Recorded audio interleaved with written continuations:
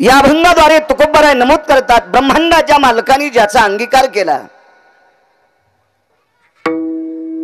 त्या व्यक्तीला जगातल्या कुठल्याही व्यक्तीने अंगीकार करायची गरज नाही. अंगीकार ज्यांचा केला नारायणे, निंदेतेही तेने वंदे केली. या विश्वामध्ये काही घटकांनी ज्या व्यक्तींची चेष्टा केली, निंदा केली, कशाला विको असला. तुमच्या माझ्यासारखी पांचट माणसं एखाद्याची चेष्टा करत असतील, एखाद्याची निंदा करत असतील, पण ब्रह्मांडाच्या मालकाने जर त्याचा अंगीकार केला असेल तर आपल्यासारख्या हलकटांना सुद्धा त्यांच्या पायाच पडावं लागते. निंदेतेही तेने वंदे केली. कधी? मात्र मालकाने आपलीशी करावी. अजामेळ भिल्लीने तारेली कुंटिनी, प्रत्यक्ष पुराणे वंदे केली. पुरावा दिला दुसऱ्या कडव्यामध्ये. अजामेळ नावाचे एक ब्राह्मण समाजान वाळीत टाकले, मालकानं स्वीकार केला. आज भागवतात वर्णन आहे. भिल्लीन कोण? लावरो चित्र सशे रांडुकर दिसेल ते पाखर खाणाराची पोरगी. पण पंढरपुरातल्या मालकाने महाराज आपलीशी केली. आज रामायणातून तिचं चरित्र काढलं तर 35% रामायण 0 आहे. कुंटीन आवडंबरीच्या आधी संघात नृत्य करणाऱ्या बाईची पोरगी. पण पंढरपुरातल्या मालकाने आपलंस केली. पंढरपुरातल्या मालकाच्या अगोदर, पंढरपुरातल्या मालकिनीच्या अगोदर तिचं दर्शन आहे. अजामेळ भिल्लीनी तारिली कुंटिनी, प्रत्यक्ष पुराणी वंदे केली. हे पुराणात नमूद आहेत. ब्रह्महत्या राशी पातके अपार, वाल्मिक किंकर वंदे केला. अफाट पापाच्या राशी असणारा एक व्यक्ती, ब्रह्महत्या राशी पातके अपार, गणितच नाही. कुंटल टन हे खर्व निखर्व अब्जे हे त्याचं गणितच नाही. अपार या शब्दाचा अर्थ गणिताच्या पलीकडचं पाप. या व्यक्तीचं पाप मोजण्यासाठी सत्यलोकाच्या मालकाने एक तराजू केलं. त्या तराजूच्या साखळ्यात तुटल्या. भैरवालजी बाबा इतकं पाप, इतकं पाप. पण त्या व्यक्तीची ताकद इतकी मोठी भजनाची, ते पाप तर कुठे जळून गेलं त्याचा मेळच नाही. पण पंढरपुरातला मालक या व्यक्तीनं जसं लिहिलं तसं वागला. बोलीला वाल्मिक तैशेची करीन, वर्तोनी दावीन नामा म्हणे. ज्याप्रमाणे ही व्यक्ती बोलली तशी जगाच्या मालकाला 7व्या अवतारात भगवान प्रभू रामचंद्राला तसं वागावं लागलं. तो का म्हणे थे भजन प्रमाण, काय थोरपण जाळावे ते. या कलियुगामध्ये भजनाला फार मोठी किंमत दिली. काही लोकांना असं वाटत असेल मी रात्रंदिवस टाळ घेऊन भजन करतो, हेही भजन ठरल. ते तर भजन असतंच, पण चांगलं बोलणं हे सुद्धा भजन आहे. कोणाचं अंतकरण न दुखीनं हे सुद्धा भजन आहे. हो, एखादं चांगलं काम करणं हे सुद्धा भजन आहे. हो, एखादा जर बोर पाडा ना तुम्ही आणि त्या बोरचं पाणी जर गावातले लोक पित असतील तर हजारो पंढरपूरच्या वाऱ्या केल्याचं पुण्य तुम्हाला प्राप्त होते. भजनात येतात काही कर्तव्य, भजनात येतात, भजनात येतात. तुका म्हणे ते भजन प्रमाण, काय थोरपण जाळावे ते. बाकीच्या गोष्टीला काही किंमत नाही. सगळे शास्त्र पाठेन लोकाची इचकी तू चट गेले नदीला शास्त्र. विठाला विठाला विठाला. साधा सोपा सरळ अभंगाचा अर्थ झाला आपलं कीर्तन. मोठ्या श्रद्धेने द्या, मॉनिटरला आवाज कडक द्या. मोठ्या श्रद्धेने मोठ्या अट्टहासाने चालत असलेला हा अखंड हरिनाम सप्ताह ज्ञानदान अन्नदान सोहळा या परम पावन भक्ती यज्ञामध्ये, नामयज्ञामध्ये, अन्नपूर्णा मातेचा अधिष्ठान असणाऱ्या ह्या पवित्र सोहळ्यामध्ये माझ्यासारख्या अल्पज्ञानी गिरगावकराला आजचा कीर्तन करण्याचा योग येतो. माझं महत् भाग्य. माझे 3035 गाव आजच्यानं पूर्ण झाले महाराजजी. पहिल्यांदाच आलो मी इथं. पहिल्यांदा आलो ते गाव डायरीत लिहित असतो. मोठ्या श्रद्धेने चालत असलेला हा सोहळा आजच्या कीर्तनाचे यजमानपद ज्यांच्याकडे आहे असे आदरणीय श्री संजयराव देवराव गाढवे, दूध संघाचे चेअरमन आहेत. ते त्यांनी आजचं यजमानपद घेतलं म्हणजे बाळू महाराज गिरगावकर वटीत घेतला. वटी फाटू देऊ नका, नाही फाटायची, मोठा माणूस आहे. चेअरमन तुम्हाला द्यावे तितके धन्यवाद. मला आमंत्रित केलं याच्याबद्दल म्हणत नाही, कारण ही तुमची पवित्र भूमी, इतकी पवित्र भूमी, वैकुंठवासी नामनिष्ठ मुक्त कैवल्य समाधिधन मदन महाराज अशा महान योगी राजाच्या पदस्पर्शाने पुनीत असणारी तुमची भूमी, आणि त्या भूमीत आजचा मला कीर्तन करण्याचा योग येतोय याची नोंद असते महाराज, नोंद असते. एरवी कीर्तन फार आहेत, फार आहेत. दारू पिऊन मरणाऱ्यांचे श्राद्धाला पण कीर्तन बाळू महाराजाचे, मग एकट्याच नाही, सगळ्यालाच करावं लागते. तर मला असं वाटतंय त्याची नोंद माणसांच्या डायरीत असेल पण देवाच्या डायरीत नसती. जी भूमी संतांच्या पदस्पर्शाने पुनीत आहे, ज्या भूमीमध्ये भक्तीचं नाविन्य आहे, भक्तीचा सुगंध आहे, कर्तव्य निष्ठतेचा महान अशा प्रकारचा वर्षाव आहे, अशा भूमीत नामचिंतन करणं महान ताकद असते.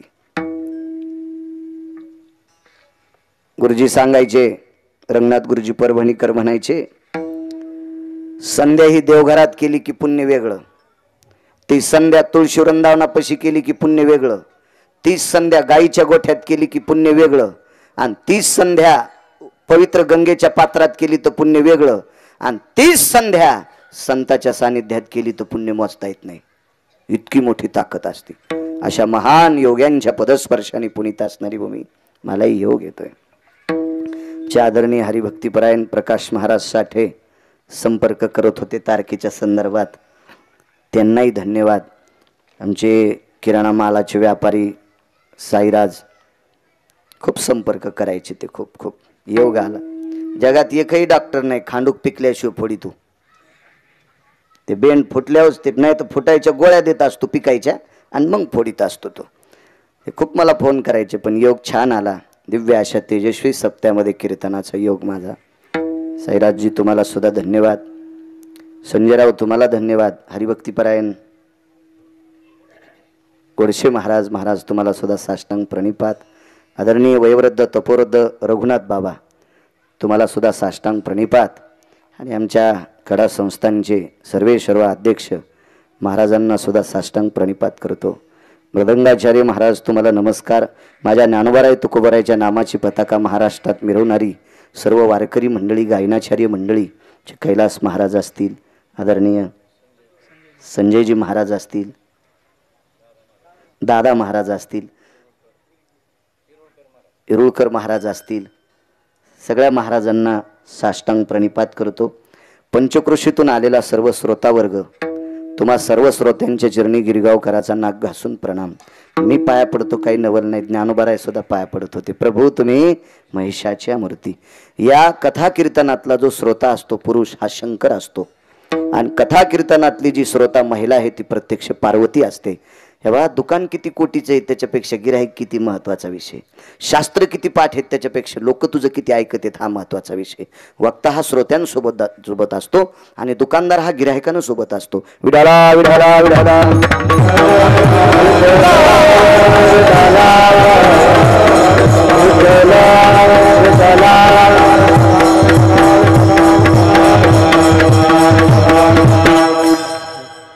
माफी मागतो, माझं बसायचं वय नाही, पण अपघातामध्ये बॉयलजनला त्रास असल्यामुळे बसलोय, क्षमा मागतोय. माझं काय वय नाही बसून कीर्तन करायचं. अंगीकार ज्यांचा केला नारायणे, निंदितेही त्याने वंदे केली. ब्रह्मांडाच्या मालकाने एकदा स्वीकार केला की कामच संपलं. पण महाराज काही लोकांचं असं मत आहे की श्रीमंतानं आपलं म्हणलं की काम झालं. नालायक आहेस तू. ज्या श्रीमंतानं तुला तुझं म्हणल्याच्या नंतर तू मोठा होत असेल आणि तो श्रीमंत जर मेला तर, आणि मेले नाही का श्रीमंत संजयराव, मेले मोठमोठी श्रीमंत मेली. हो नाही त्याच्यातही मरू द्या. एरी बी मरणार आहेत ना, एरी सुद्धा मरतेत ना आयुष्याची मर्यादा संपल्याच्या नंतर. मग खालच्या मोठ्या लोकांनी आपलं म्हणल्याच्या नंतर ते बुटक्यातलं पाणी आहे आणि देवानं आपलं म्हटल्याच्या नंतर ते समुद्रातलं पाणी ते संपतच नसतं ना, संपत नाही, ते संपत नाही. म्हणून त्या विटेवरच्या मालकाने आपलं म्हणावा, काशीतल्या मालकांनी आपलं म्हणावा. एकदा त्यांनी आपलं म्हणलं ना अंगीकार केला की कामच संपलं. एकदा पंढरपुरातल्या मालकानं स्वीकार केला की खालच्या लोकांनी किती बोंबलो द्या, काय होत नाही, काय होत नाही, काय होत नाही. एका बाईला श्रीमंत माणसाने आपलंसं केलं, फार मोठ्या श्रीमंत माणसाने. इतका मोठा श्रीमंत माणूस, इतका मोठा श्रीमंत माणूस, महाराज 22,000 राजे ज्याचे पाय चाटीत होते, अशा राजाच्या 2 पोरी त्या राजाच्या बायका. एकीचं नाव आस्ती आणि एकीचं नाव प्राप्ती. आणि यांचा मालक कंस, मथुरेचा राजा. 22,000 राजे ज्याचे पाय चाटतात, असा जरासंध श्रीमंत राजा. आणि त्या श्रीमंत राजाचा जावाई कंस.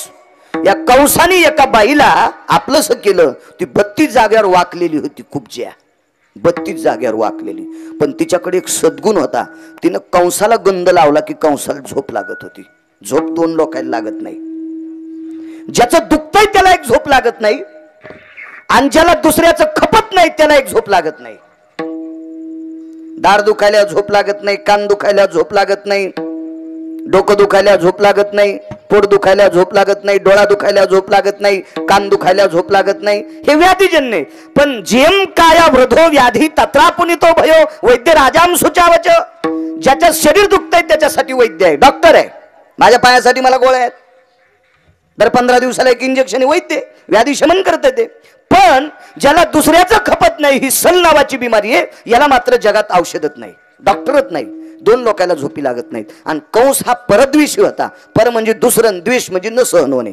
दुसऱ्याचं खपत नाही असा कंस होता, म्हणून त्याला झोप लागत नव्हती. पण 32 जाग्यावर वाकलेल्या बाईच्या बोटामध्ये सद्गुण होता. तिनं गंध लावला की त्याला 2.5 तासाची झोप लागायची. म्हणून कंसानं तिला राजदासी पद दिलं. देवाना अंगीकार केल्यावर माणसं किती मोठी होती पहा. श्रीमंतांनी नाही, श्रीमंतांनी जवळ येऊ नये किंवा त्यांच्या जवळ जाऊ नये असं मी म्हणत नाही, असं नाही म्हणत. पण अंगीकार मात्र देवानच करावा, अधिकारी व्यक्तींनीच करावा. मुठभर श्रीमंती असणाऱ्या माणसांनी अंगीकार केला म्हणजे असं काही खरं नसतंय. संपत्ती ऊन सावली आहे, संपत्ती एक खसखशीचं पोत आहे. संपत्ती सारखी चंचळ म्हणजे लक्ष्मी सारखी चंचळ आणि पंढरपुरातल्या मालकासारखा गुंड जगात कोणी नाही, कोणीच नाही, कोणीच नाही. एखाद्या नोटाचा नंबर तुम्ही डायरीवर लिहून ठेवा, नोटावर नाव लिहू नका. काय गव्हर्नरच्या अवलाद नाहीत आपण. नोटा ही भारताची संपत्ती, देशाची संपत्ती, त्याच्यावर आपले नाव सह्या करत नसते. त्या नोटाचा नंबर डायरीवर लिहून ठेवा. आपण मेल्यावर 10व्याच्या पिंडाला सुद्धा ती नोट येत नाही, आपल्या हातातून सुटली की. इतकी लक्ष्मी चंचळे. आणि देव किती गुंड आहे सांगू तुम्हाला. हे टाटर वायर फायरी चोरणार याला तर कव्हा बी हानीन, कव्हा हानीन, कव्हा हानीन, कव्हा हानीन. जगातला 1 नंबरचा गुंड होता महाराज रावण, ज्याला दुपारा हाणले. 1 नंबरचा गुंड, ज्याला दुपारा मारले, दुपारा. मग बारकाल्या गुंडाने विचारा करावा ते किती नंबरचा गुंड आहे. एक जण म्हणला महाराज तालुक्यात पठ्ठ्यासारखा चालू कोणीच नाही. म्हणलं तुझ्यासारख्या चालूला जनजन्माला घातलंय तो किती चालू असेल याचा तर विचार केला पाहिजे ना. माणसं इतकी नालायक, इतकी नालायक, त्याला असं वाटतं की आम्ही जे बोलतो ते पर्व काळ. सोंबळ्या आहेस तू, विठाला विठाला.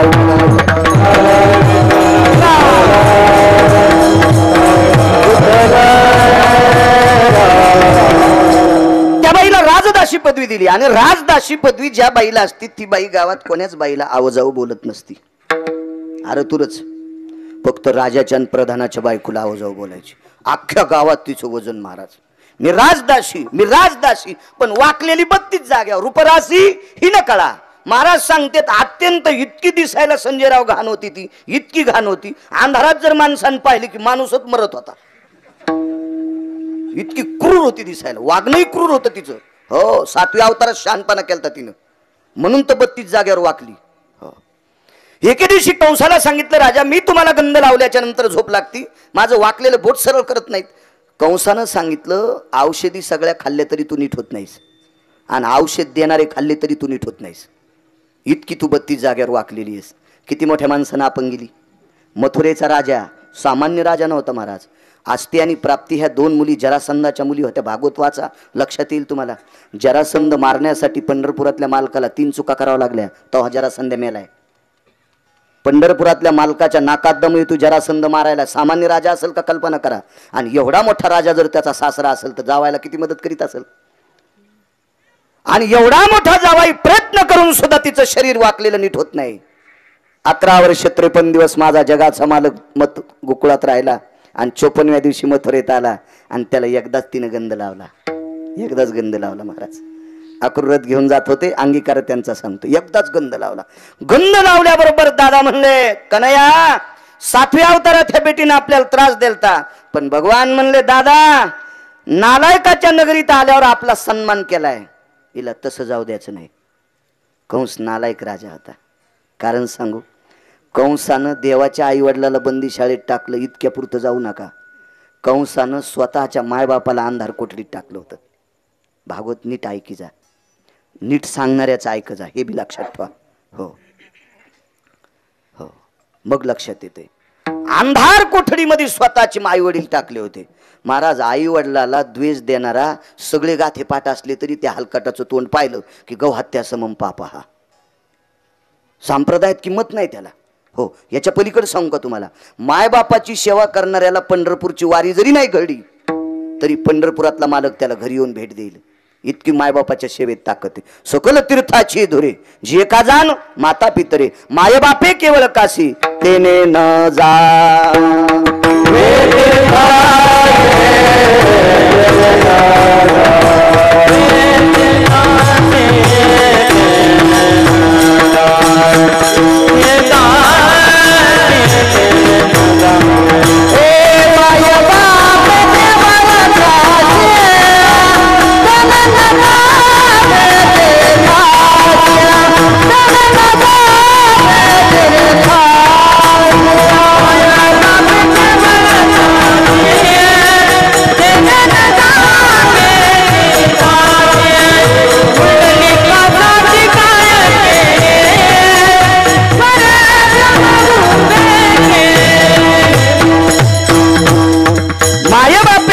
काशी तेने न जावे तीर्थाची.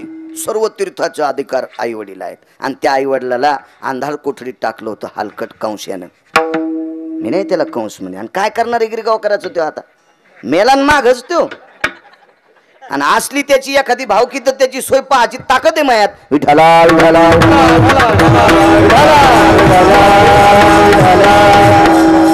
आणि या नालायक राजाच्या नगरीत जिना आपल्याला गंध अक्षदा चंदनंच महत्पुण्यम पवित्र पापनाशनः विलेपनं चंदन सर्वस्थिता सुलेपन सर्वस्थितो भवजायते कृत्रोर संगा भवशास्त्रा सन्मदो ललाटं प्रबडला यज्जायते कृतुर्भवाजायते चंदनो सर्वस्थिता यत्पुण्या पुण्य भवा. शास्त्र सांगते त्याच्यासाठी, वेद प्रणीत आहेत. म्हणून गंध लावलाय, तशी कशी सोडायची. महाराज तितक्याच गंध लावल्याचं कार्य गोड. हनवटी दाबली, कट कट कट कट कट कट कट कट वरी लोटली. सून 40 वर्षाची, सासू 20 वर्षाची. सून 40 वर्षाची आणि सासू 20 वर्षाची. सुनाच्या गालाच्या झुरळ्या लोंबल्या आणि सासू अशी टवटवीत सुंदर दिसू लागली. टवटवीत टवटवीत. दृष्टांत संपला. 35 वर्ष हलकट राजाला गंध लावला, श्रीमंताला. काय फायदा झाला, काय फायदा झाला. एकदाच पंढरपुरातल्या मालकाला गंध लावला आणि त्यानं आपलंस केली. कुरुपती स्वरूपवंत ठेली. जगाच्या मालकाने आपलंस केलं की 32 जाग्यावर वाकलेली कुब्जा सुद्धा स्वरूप संपन्न झाली. अंगीकार ज्यांचा केला नारायण, अंगीकार ज्यांचा केला नारायण, अंगीकार ज्यांचा केला नारायण. अंगीकार ज्यांचा केला नारायण, अंगीकार ज्यांचा केला नारायण, अंगीकार ज्यांचा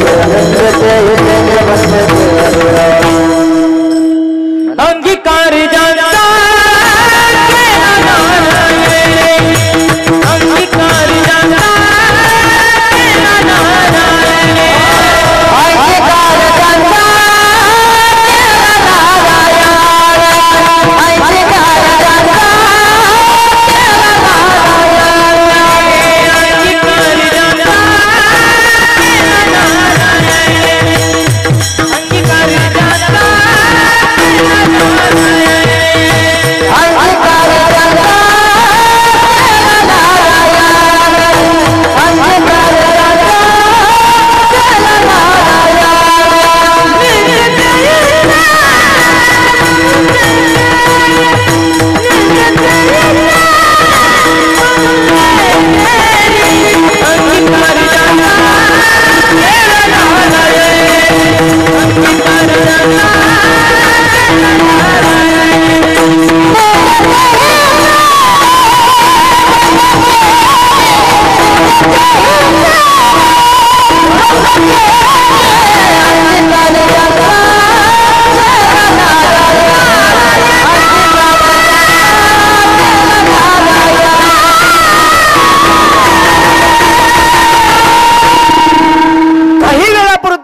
त्या मालकानं स्वीकार केला, स्वरूप संपन्न झाली. इतकी ताकद आहे पंढरपुरातल्या मालकात. एका पोराचं लग्न झालं. लग्न तर पोरापोराचीच होत असतात ना, फक्त वर्षात एकच दिवस आहे, त्या दिवशी बैलाचे होत असतात, पोळ्याच्या दिवशी. एका मुलाचं लग्न झालं. श्रीमंत माणसाचा नातू होता तो, त्या काळातला जुनाट श्रीमंत. त्या मुलाचे आजोबा वारकरी होते पंढरपुरातल्या मालकाचे. अंगीकार ज्यांचा सांगतोय. आणि त्या श्रीमंत वारकऱ्याच्या, निष्ठावंत वारकरी, पैशानेही श्रीमंत आहे, कर्तव्यानेही श्रीमंत आहे, भक्तीनं ओतप्रोत भरलेला वारकरी आहे, अशा निष्ठावंत वारकऱ्याच्या नातवाचं लग्न झालं. मला वाटते गावात आल्यावर मारुतीरायाचं दर्शन घेऊन गावात वरात फिरत असतील, मारुतीरायाचं दर्शन घेत असतात ना. हो, आजही काही हलकट नवरदेव बुटा सगटच मारुतीच्या पाया पडतात, बरेच हलकट इथं.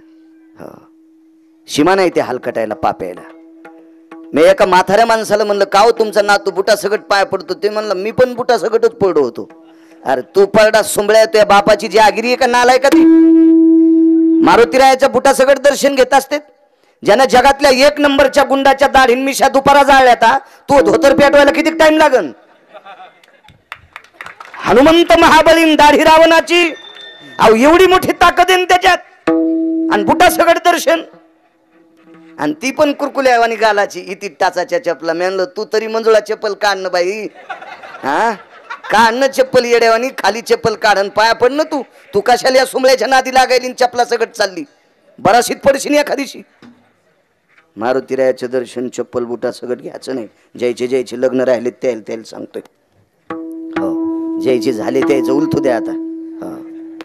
पण ज्याचे लग्न राहिले त्याने बूट चप्पल घालू नका. अहो काही माणसं शहाणे हो, बाजाराला जायचं असं ना, आटो बा असं, अय राम भाऊ आलो थांब, आणि मारुतीच्या पाया पडायचं असतं ना, अर्धी बिडी हातात, बिडी मागून धरते, जय मारुतीराय. त्यानं लंका जाळली, तो कष्टा जाळायला किती टाइम लागेल रे सावळ्या. हा, लंका पिटिली त्यानं रावणाची, इतका मागून जळशील 2-3 महिने खाली बसता यायचं नाही तुला, पोटावर झोपावं लागन. एक तर बिडी फेकून दी, पाया पड, मग बिडी वहड. इतकी येडेवानी करतात माणसं. मारुतीरायाचं दर्शन त्या नवरदेव नवरीनं घेतलं. ते वारकऱ्याचा जावाई नातू होता, बुटा सगट नाही पाया पडला. बैलगाडीत बसले. अंगीकार ज्यांचा सांगतोय महाराज, काय ताकद आहे पंढरपुरातल्या मालकात. बैलगाडी अशी गावातून फिरत होती. ज्याच्या दारात ती बैलगाडी येईल, पूर्वीच्या काळात ह्या जिपा वगैरे नव्हत्या, त्या नवरीला हळीत कुंकू द्यायचं, नवरदेवाला उभं कुंकू लावायचं, त्याला साखर द्यायची, करदुडा सुपारी द्यायची, आणि नाव विचारायची पद्धत होती. सांग नाव. नवरदेवाला म्हणत जावा पोरीचं नाव सांग, कारण ती आपल्याला माहित नसती. नवरीला काऊन विचारायचं त्याचं नाव सांग, तुला माहितच आहे बाबा तू याच गावातला आहे, तरी तिला बेजार करते. घेणं नाव.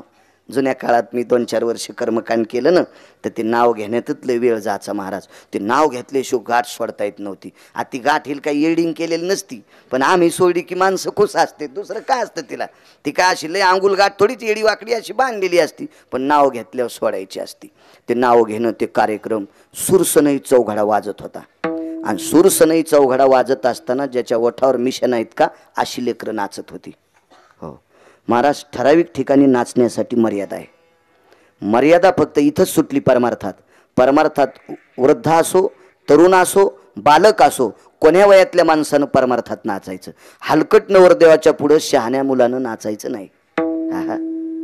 ज्या नवरदेवाच्या पुढं एक सोकण्या नाचला तो नायब तहसीलदार झाला, आणि ज्या नवरदेवाच्या पुढं नाचला त्याने 3ऱ्या दिवशीत फारकती केली नवरीची. कशा हलकटा पुढं कशाला इजारी सुटूस तर नाचायचं. सुरसनई चौघडा वाजत होता. बँड हे रणवाद्य, बरं बँड हे लग्नातलं वाद्य नाही. आता तुम्ही किती बोकांडीवर घेतले ते तुमचा विषय झाला, पण बँड हे लग्नातलं वाद्य नाही. लग्नातलं वाद्य हे सुरसनई चौघडा आहे. बँड हे रणवाद्य, ज्यानं माणसाचं रक्त उसळतंय ते मंगलवाद्य नसतंय. आता काही वाजवायले, अहो रस्त्यानं जर असा तो डीजे चालला, ते भेताडाचं प्लास्टर पडायले, इतका जोरात वाजवतो, इतक्या जोरात. जाऊ द्या, आपल्याला काला येतच नाही ना. आपण जर याच्या विरोधात बोललो तर लोक म्हणतील गिरगावच्या बाळूच्या गोळ्या संपल्या. काय करायचं आपल्याला, आहे का नाही, चलू द्या. हा, आणि काळ बदलला, काळानुरूप माणसं वागत असतात, असू द्या. सुरसनई चौघडा वाजत होता. सुंदर लेकरं नाचत होती, चिमुकली लेकरं नाचत होती. एक जणाच्या दारात वरात आली महाराज. 22 वर्षाचं तारुण्य मुलाचं. मुसमुशीत बांधा, गोरा गोमटा मुलगा, टवटवीत शरीर, आणि दारात वरात आल्याच्या नंतर त्याच्या डोळ्यातून पाण्याचा थेंब आला. आतमध्ये गेला, अंथरून टाकलं, पांघरण घेतलं आणि 2-3 दिवस झालं उठलाच नाही. ह्या मुलाचे वडील नवरदेवाच्या घरी कामाला होते. 2-3 दिवसापासून त्या काम करणाऱ्या व्यक्तीचं लक्ष लागत नाही म्हणून नवरदेवाचे आजोबा वारकरी होते. आवाज दिला, रामभाऊ जरा तुम्ही नाराज दिसता, चेहरा कस काय पडला? काय सांगायचं मालक, 3 दिवस झालं पोरग पाणी पित नाही, जेवण करत नाही, उठत नाही. अंगीकार ज्यांचा सांगतोय, उठत नाही ते. काठी टेकीत टेकीत त्या काळातला बलाढ्य श्रीमंत माणूस, गडगंज श्रीमंत माणूस गड्याच्या घरी गेला. माणसं वजनदार होती आणि लिंताखोर माणसं होती, सर्वसामान्य माणसावर दया करत होती. आता फुगीरपणा जास्त झाला, फुगीरपणा जास्त झाला. बुटकं भर पाण्यानं समुद्राला आंघोळ घालायचा नाद जास्त लागला. तो तोंड धुई, समुद्र सगळ्याला आंघोळ घालतो, तू ह्या पाण्यानं नको आंघोळ घालू, असा नाद असतो माणसाला. जिल्ह्यापेक्षा तालुकाच मोठा झाला. काठी टेकीत टेकीत घरी आले, मानाखाली हात घातली, बाळ्या का झोपलास रे? आपले बाबा ज्यांच्याकडे काम करत होते, वडिलांचे मालक आलेत, आजोबा, दर्शन घेतलं. शरीर तापानं फणफणून गेलत. काय दुखतंय तुझं? काहीच नाही. मग का झोपलास? ऐका म्हणे दादा, जगाच्या मालकाने मला रूप सुंदर दिलं, पण माझ्यातला एक गुण काढून घेतला. त्या गुणाचं नाव होतं पुरुषार्थ. माझ्यातला पुरुषार्थ नावाचा गुण काढला. अंगीकार ज्यांचा सांगतोय तो क्लिंबे होता, तो नपुसक होता. पण नवरदेवाचे आजोबा इतके हुशार आणि नाविन्य संपन्न होते. भक्तिक स्तोत्र मुठीत होतं. पाठीवर थाप टाकली, सांगितलं, बाळा तू काळजी करू नको.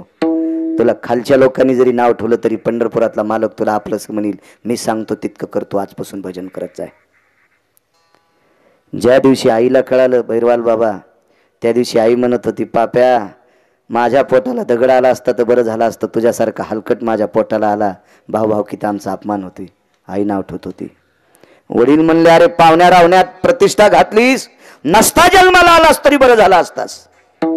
त्या श्रीमंत वारकऱ्याला सांगितलं, बाबा जिनं 9 महिने पोटात वागिलं ती सुद्धा किंमत करत नाही. ज्यानं जन्म दिलाय, लहानाचं मोठं केलं, ते बाबा सुद्धा किंमत करत नाहीत. बाकीचे लोक मला कसं मानतील? तू काळजी करू नकोस. अरे एक दिवस तुझी आई मानेल, एक दिवस तुझे बाबा मानतील, एक दिवशी निंदा करणारी माणसं मानतील. तू काळजी करू नको. जगातला प्रत्येक व्यक्ती तुला नमस्कार करत राहील. तू फक्त त्याचं भजन कर, तो तुझा स्वीकार करेल. आणि त्या दिवसापासून भजनाला सुरुवात झाली. महाराज भजन करत असताना सुद्धा बाकीचे लोक नाव ठेवत होते. इकडं किंमत नाही म्हणून तिकडं घुसला.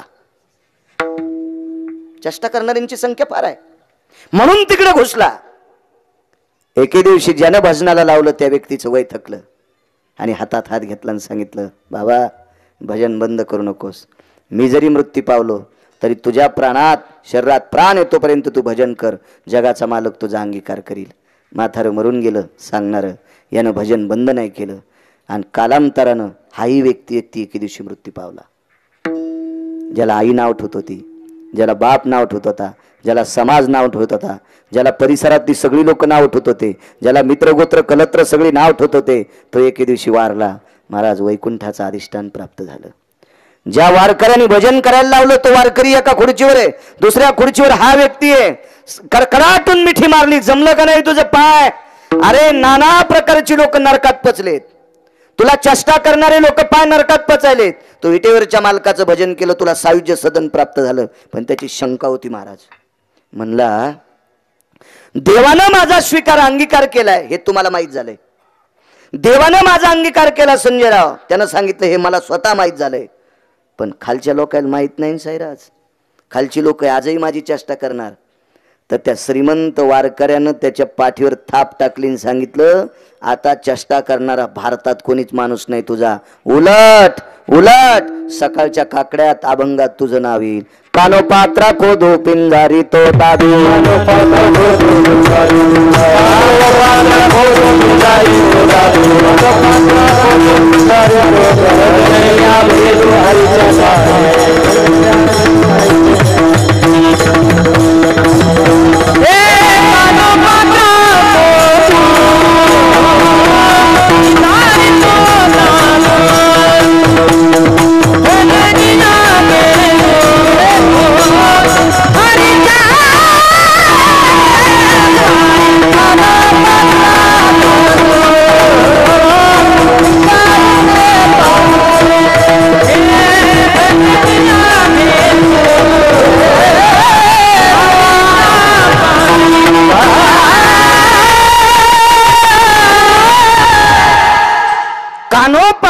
खोदू पिंजारी तो दादू.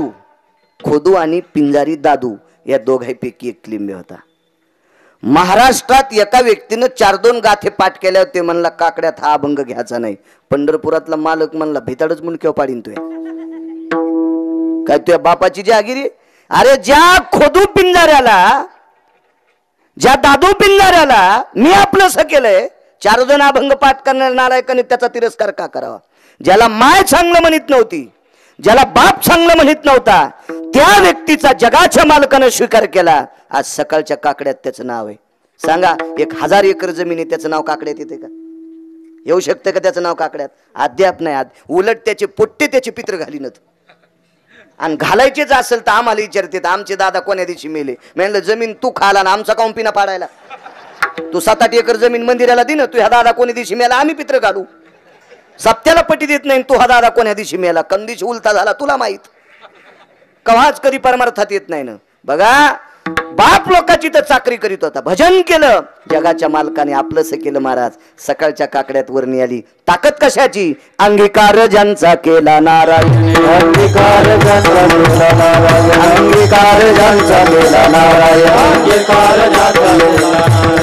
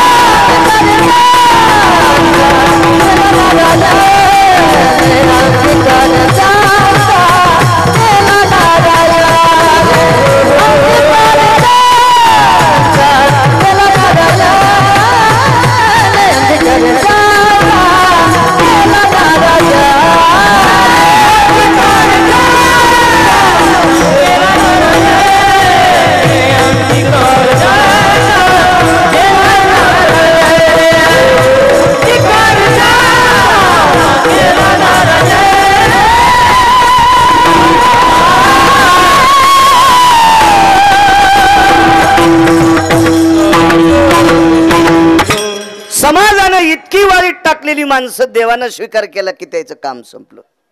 पंढरपुरातल्या मालकाचे 16,107 लग्न झाले. 16,107.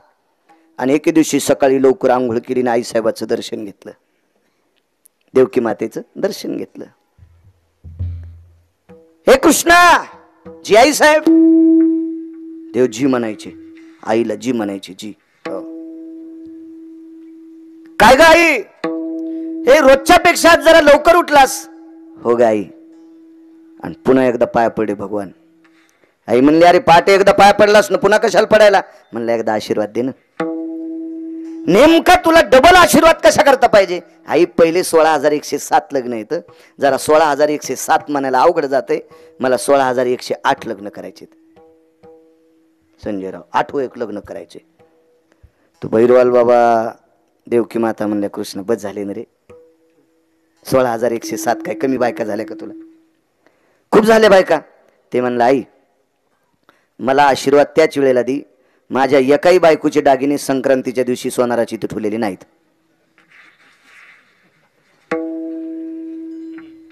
माझ्या एकाही पत्नीची चोळी फाटलेली नाही, माझ्या एकाही बायकोची साडी फाटलेली नाही, एकाही बायकोचं माहेरातून घरानं आलत नाही जावाई खराब वागायला म्हणून. एखाद्याची मी पंचायत केली का? काही तिला काही अडचण आली का? मग इतक्या चांगल्या 16,107 बायका मी सांभाळल्या, मला एक करायला परमिशन दिलं. आईसाहेब म्हणले कर बाबा, पण जरा बऱ्या घरची कर. कोण्या बाईला वाटतं आपल्याला सून श्रीमंताची असा? तो बाब्या त्या लायकीचा असा ना. देते श्रीमंत तुला पोरगी, त्या सून त्याबद्दल काय नाही, पण तू हा बाब्या बुट हरपून येतो ना. आणि कसे देते तू ह्या बाब्याला श्रीमंत? येडे आहेत का? त्याच्या गोळ्या संपल्या का बुट हरपिणाऱ्याला पोरी द्यायला? पोरीचे बाप लय हुशार झाले महाराज. आता 30-35 वर्षापूर्वी जरा भोळा कारभार होता. कोणी म्हणायचं आमच्या पोरीला वटीत घ्या. आता पोरायचे बाप म्हणाले आमच्या बाब्याकडे पहा. दर 35 वर्षाला काळ बदलत असतो संजयराव. काळ कोणाच्या बापाची जहागिरी नाही. दर 35 वर्षाला. 50-60 वर्षापूर्वीचा काळ होता, जमीनदारांचा काळ होता.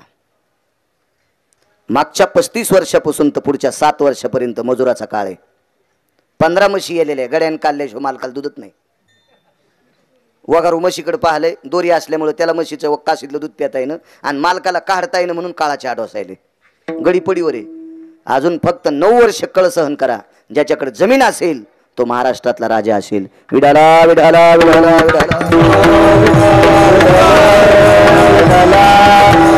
मी काय फार मोठा नाही महाराज, फार नाही, मला काही एवढा अभ्यास नाही, पण मला वाचण्याचा छंद आहे. दर 35 वर्षाला काळ बदलत असतो. अजून 9 ते 10 वर्षाच्या नंतर ज्याच्या नावानं 7-12 असेल तो बादशाह असेल. बादशाह. जरा शिकळ सहन करा थोडीशी. हे जरा जुरा भांगारे भुंगारे बायकोच्या गन पावडर साठी चिकायलीत. हो बोंद्रे, तुला नाशिकला जावं लागेल इटा उचलायला. जरा हिशोबात राह. 72च्या दुष्काळात आपल्या आजोबा पंजोबाने मिलू खाल्ले, बरबडे खाल्ले, आंबाड्या खाल्ल्या, कण्या खाल्ल्या, भाजीचे पिळे खाल्ले, पण आपल्यासाठी जमिनी ठेवल्यात. हो. आणि तुम्हालाही सांगतो जरा मालकाला लय त्रास देऊ जाऊ नका. 3-3 बारे आरशाच्या पुढं रिकामीचा भांग नीट. तुमच्या गन पावडर मुळेच बेजार. नाव्याच्या दुकानात कमी सामान आहे, इतकं यायच्या कपाटात सामान. हो त्यानंच माणसं बेजार येत ना. हिशोबात राहिलं पाहिजे माणसानं. गरीबी आल्यावर लाजू नाही, श्रीमंती आल्यावर माजू नाही. अंथरुणाच्या खाली पाय गेले की पाय लक्ष्मी, पैसा देव नाही, पण संत आणि देव या 2 व्यक्तींच्या नंतर जगात तिसरी शक्ती कोणती असेल तर पैसा असेल. म्हणून पैशाच्या विरोधात कधीच जायचं नाही. हिशोबात सांभाळला पाहिजे. आई साहेबांना सांगितलं कृष्णा जरा बऱ्या घरची कर. 16,108 लग्न. भगवान आपला टामटिक पदशीर वगैरे पोशाख गिशाख घातला आणि पोरीच्या बापाकडे गेले. रामराम घातला. अंगीकार ज्यांचा केला नारायणी. उदाहरण क्रमांक 3. मग पुढच्या कडव्यात सरकू आपण. मुलीच्या वडिलाला रामराम घातला. रामराम. मुलीचा वडील वजनदारच होता. आता सगळे पोरीचे बाप वजनदारच आहेत. हो. कोण आपण? मी द्वारकाधीश श्रीकृष्ण आहे. काय नाही त्याला गम. त्या पोरीच्या बापाला संजयराव काय गम नाही. हो. काय काम आहे आमच्याकडे? तुमची मुलगी मला आवडली. हा आष्टीच्या बाजारात मांडली का म्या तुला आवडायला? अरे तुरच बोललो ते पोरीचा बाप. काय बाजारात दुकान मांडलं का माझ्या मुलीचं तुला आवडायला? नाही हो म्हणे तुम्हाला कोणाला न द्यावाच लागेल ना. मग मला दिली म्हणजे काय हरकत आहे? मी द्वारकेचा राजा होणार आहे. अशा कोणालाही पोरगी देणार नाही मी. मग तुम्ही देताल कोणाला? पोरीचा बाप म्हणला जो पठ्ठ्यासोबत कुस्ती खेळन, माझ्यासोबत जो कोणी कुस्ती खेळल आणि त्याची ताकद जर मला आवडली तर मी त्याला जावाई करीन. यानं लगेच धोतर सोडून लंगूट बंद बांधलं. हलक्या सुरूच जंगणारी पकणारी जंगणारी पकणारी जंगणारी पकणारी. पकवाद नसतो तिथं. पकवादावर कशी कुस्ती खेळता येईल? हे मंगलवाद्य आहे, सात्विक आहे, पारमार्थिक आध्यात्मिक वाद्य आहे. त्या हलक्या होत्या. 27 दिवस 27 रात्र कुस्ती. 28व्या दिवशी मुलीच्या वडिलाच्या लक्षात आलं पाणी पित नाही, जेवण करीत नाही, घाम येत नाही, दम लागत नाही, त्यार्थी माणूस नाही. त्यार्थी माणूस नाही. आणि पटकन पोरीचा बाप पाया पडला. म्हणला एकदा पाया पडू द्या, एकदा अक्षिदा पडल्या तुम्हाला माया पडावं लागेल. जावाई सासऱ्याच्या पडत असतो ना. सासरा कसा जावायच्या पडेल महाराज? तुमचं झालंय ना? झालं ना? कळालं ना तुम्हाला? लगेच चेहऱ्यावरला हास्य आलं की लगेच लक्षात येतं गडी यायचं वाजलंय म्हणून. हे काय अजून कशातच काय नाही. हे गुदगुल्या होत्यात यायला बी लग्नाच्या गप्पा ऐकल्या हो, पण अजून तितके नाही मुरले. हे फरक पडतो जरसा थोडासा. देऊन टाकली पोरगी. तदैव लग्नं सदिनं तदैव ताराबलं चंद्रबलं विद्याबलं दैवबलं लाभस्तेषां जयस्तेषां कुदशेषां पराजयः. मस्त मंगलाष्टक झाले. मंगलाष्टक पण झाले. ताई ग बाई ग तळहाताचा पाळणा भारतात सुतार आहेत रे सुमळ्या. काही मंगलाष्टक वघारा आळडाल्यावानी. ज्याचे लग्न राहिले त्यांनी मंगलाष्टक तर नीट म्हणा. अहो सिमेंट काम करणारा मिस्त्री मुसलमानाचा त्याच्या लग्नात त्याची संस्कृती भैरवाळ बाबा मोडत नाही, तर श्रीमंत मुसलमान सुद्धा त्याची संस्कृती मोडत नाही. आपल्याकडे जितके पैसे वाढतील तितकी संस्कृती तुडीली. सप्त्याला दम नाही, कीर्तनाला दम नाही, भागवताला दम नाही, रामायणाला दम नाही. काय काय घेता तुम्ही? कोण बोलतंय माग? हो नाही कोणी हाणू नका बापा एखाद्या लेकराला, कारण लोक आपले देव कमी पडल्यावर सैलानी पस्तूर चाललेत. हो काही म्हणू नका बापा, लय नवसं करून लेकरं होत असते. हो ना हो ना, उगा एखाद्याला मारायचं, पुन्हा एखादी बाई म्हणायची माय हे मेला का वांजे का काय. हो ना, आणि लेकर बडबड करते ती. लेकरायचा दोषच नाही ना महाराज, दोष तो त्याचा नवे वाया चाळा माय बापे वेळा रिकामी जागा. घरी गेल्यावर म्हणा विठाला विठाला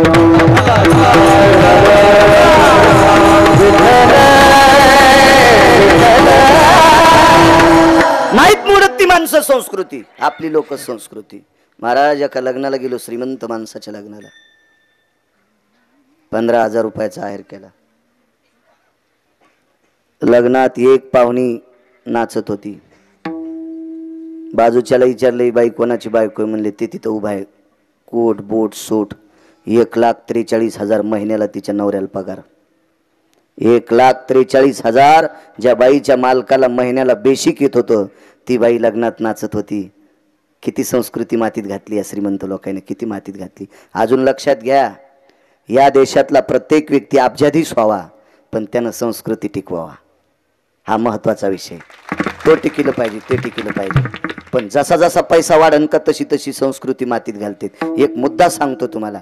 गाऊन नावाचा पोशाख खुरपिनार बाईनं आणला का श्रीमंताईनं आणला? श्रीमंताईनं. आहे का नाही? हे बा मोठी माणसं कोणाच्या बापाला भेट नसते, त्याला पैशाची गंडलं आलेली असते. आणि गंडलं कोणतेच येऊनीवर का महाराज? मानाला आल्यावर मान फिरीत नाही, बगलात आल्यावर हात हालत नाही, आणि बसायच्या जागेला आल्यावर बसता येत नाही. कोणतेच गंडलं कामाचे नाही. विद्वत्तेचं गंडलही माणसाला बसू देत नाही. हो श्रीमंतीचं गंडलही माणसाला पेटीत आहे.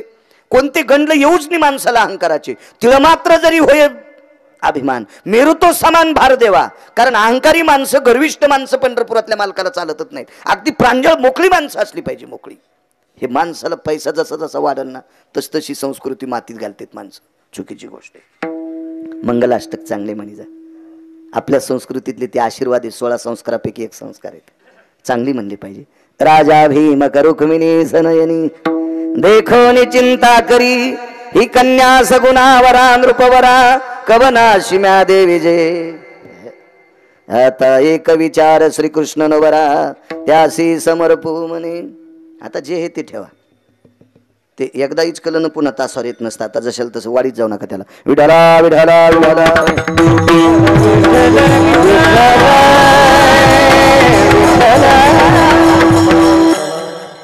बाशिंग बांधला आणि घरी आले. अंगीकार ज्यांचा सांगतोय. घरी आल्याबरोबर वडिलांचं दर्शन घेतलं, वसुदेवांचं. सुनाला पाया पडू दिलं आणि कृष्णाला पाया पडू दिलं. देवकी मातेनं कृष्णाला पाया पडू दिलं पण सुनाला नाही पाया पडू दिलं. मागच सरकल्या. भगवान म्हणले आई अगं 16,108वी सुने पाया पडू दे ना. सुने लग्न लावून आणली. काय तुला महाराष्ट्रात पोरी नव्हत्या? इतकाल्या नखाची केली. तिला नख होते महाराज इतकाले, आणि केस होते अंगावर इतकाले. आसोलीन साईराज, आसोलीन होती, आसोलीन ती. हो भगवान म्हणले, आई म्हणल्या कृष्णा आसोलीन केलीस. त्याच्या बापान हुंडा किती द्याला माहिती तुला? आईला म्हणले शिमंतुक नावाचं मनी दिला. ते 8 भार सोनं देत होता रोजचा. 26,666 तोळे. 8 मासी याचा 1 भार गुणिले 8 बरोबर 21 क्विंटल 78 किलो 44 तोळे. 22.25 क्विंटल सोनं देणारा मनी तिच्या बापानं लग्नात आनंद दिला. किती पैसे दिले? अरे पैसे भरपूर दिले पण पोरगी पाहिनं. म्हणला हुंडाला मटा घातल्या पोरगी अशीच करावं लागती. हुंडा भरपूर संजयराव आणि पोरगी चांगली. बसायची जागा हानते लोक रूम न्यान. हा 2 महिने उभ्यानच खावं लागेल तुला. दोन्ही गोष्टी चांगल्या कशा भेटतील? जागिरी का आपल्या बापाची? आसोलीन बायको केली. परिणाम काय झाला महाराज? पंढरपुरातल्या मालकिनीला सहन झालं नाही रुक्मिणी आईसाहेबाला. 16,107 बायका विरोधात. संक्रांतीला वानच द्यायचं नाही. अंगीकार ज्यांचा केला नारायणी सांगतोय. देवानं स्वीकार केला की कामच संपलं. बाकी कोणीही विरोधात जाऊ द्या, काही चलत नाही, काही चलत नाही. संक्रांतीच्या दिवशी लक्ष्मी आईसाहेबाने रुक्मिणी आईसाहेबाने सगळ्या आपल्या बायकीच्या सवतीच म्हणावं लागेल 16,107 जणींनी मिटिंग घेतली. हिला संक्रांतीला वाण द्यायचं नाही. पण नियम असतो बाई, संक्रांतीला वाण द्यायच्या अगोदर भोगीच्या दिवशी तुळशीला भोगिडा द्यावा लागतोय. तुळशीला भोगिडा द्यावा लागतोय. आपल्या महाराष्ट्रातल्या बऱ्याच बायकांनी यावर्षी एकादशीच्या दिवशीच भोगी केली. हो, बऱ्याच बायकांनी एकादशीच्या दिवशी भोगीच्या दिवशी बैंगनं खाल्ले.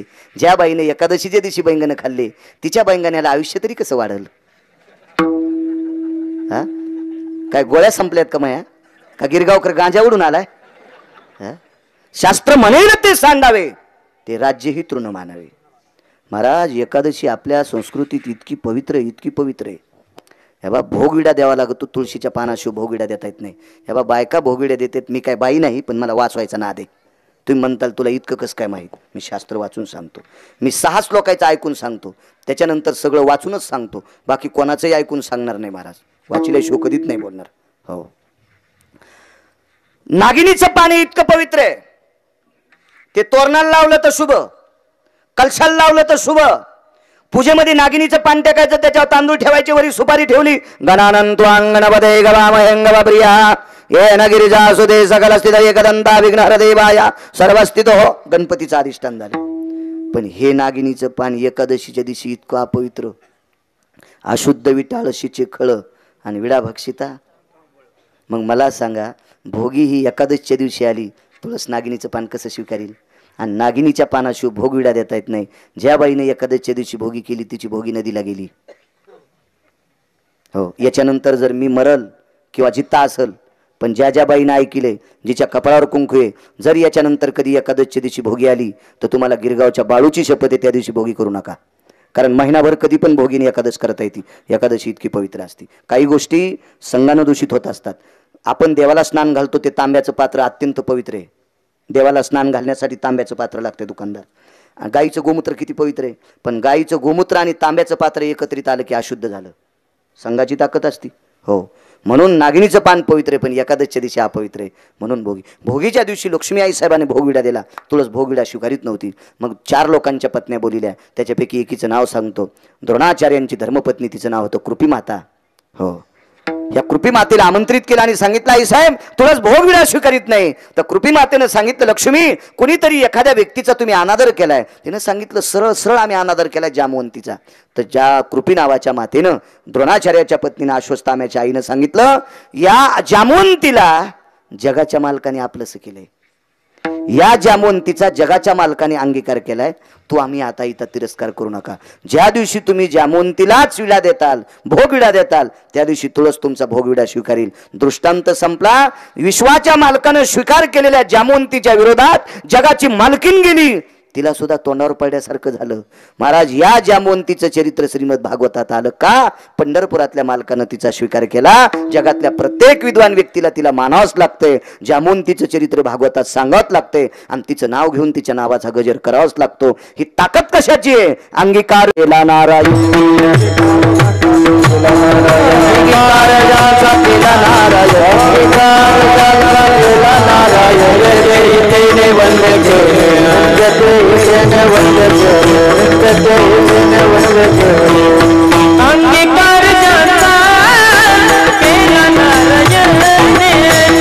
अंगीकार जाता केला नारायण, अंगीकार जाता केला नारायण, अंगीकार जाता केला नारायण, अंगीकार जाता केला नारायण, अंगीकार जाता केला नारायण.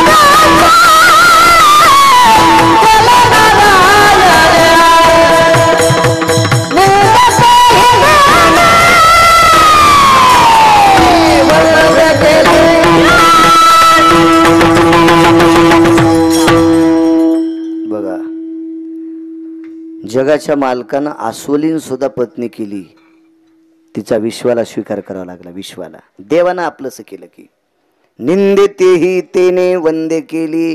कोण कोण वंदे केली ती दुसऱ्या कडव्यात त्यांची यादी दिली.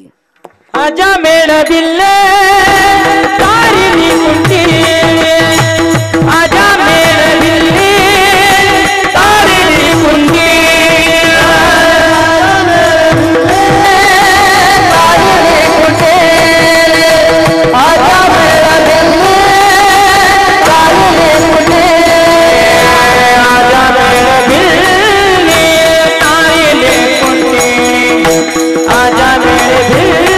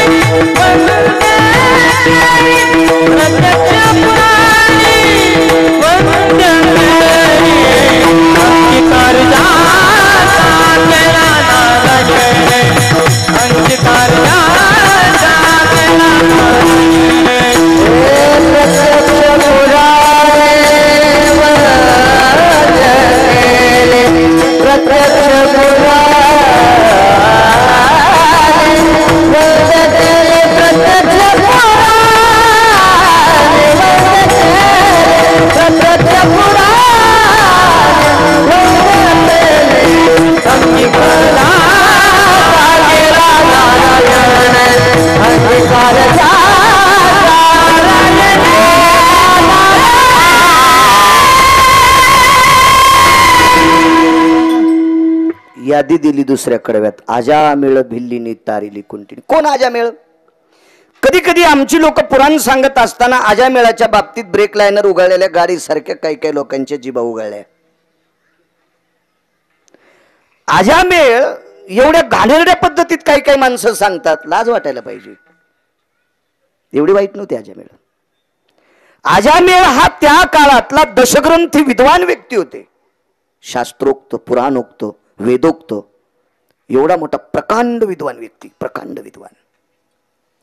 समाजानं वाळीत टाकला पण जगाच्या मालकानं स्वीकारला. भजनाची ताकद आहे. तू का म्हणे येते भजन प्रमाण. या मधल्या कडव्यात आपण फक्त भजनच सांगायचं आता. आज काय एकादशी मला वाटते, आज काय फराळाचं तुमचीच पंगत आहे. चांगली जोड घातली माम भाषेची आज. पहिल्यांदा आलो 10 मिनिटं पुढे सरकतो, काही ताण नाही. एवढा विद्वान, एवढा प्रकांड विद्वान आजा मेळ. एक नालायक व्यक्ती आपल्या बायकोला मारू लागला. नालायक व्यक्ती त्याच्या बायकोला मारत असताना आजा मेळाने सांगितलं, अरे किती मारतो रे, ती का जनावर आहे का रे, किती सुंदर आहे, का मारतो तिला, काय चुकले समजून सांग. हे नालायक आजा मेळाला म्हणलं, तुम्ही तुमची पूजापाठ करी जा. आणि नियम आहे तुम्हाला एक सांगू का, हे बघ कपडे किती, माणूस किती शहाणा असू द्या, किती हुशार असू द्या आणि किती कपडे चांगले असू द्या, भरलेल्या डुकराजवळ जायचं नाही.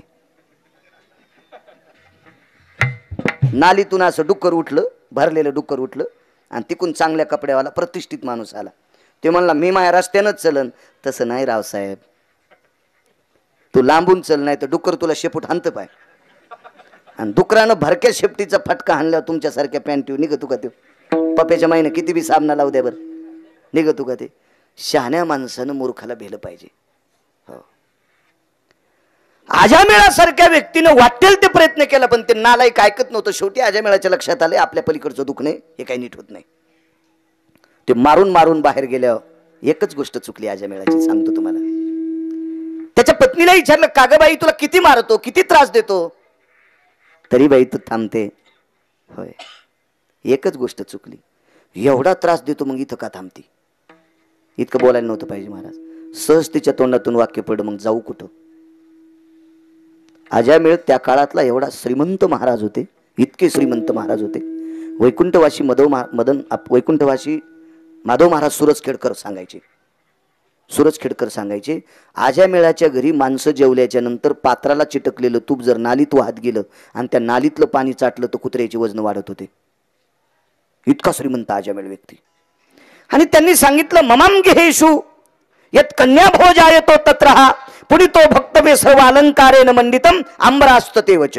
तोंडातून शब्द पडला, माझ्या इथं कपड्याला कमी नाही, अलंकाराला कमी नाही, अन्नपूर्णा जेवणाला कमी नाही, माझी मुलगी म्हणून तुला सांभाळी नेली ती घरी.